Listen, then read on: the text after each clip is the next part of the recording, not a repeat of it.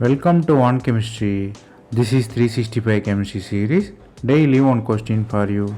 Here chlorocyclopropane is given. You have to find number of signal in the proton NMR.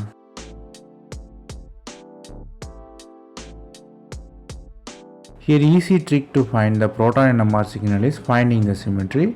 If you look at the molecule, it has plane of symmetry which pass through the chlorine and hydrogen and bisects the plane. Hence the compound has mirror plane of symmetry. If the symmetry is more, the molecule will have less number of signal. Even though the molecule has mirror plane, it has three different signal. The reason is the hydrogens are positioned against the chlorine.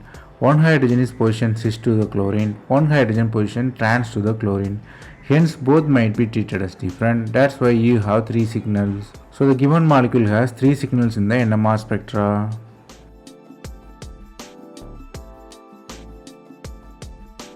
That's all from this video.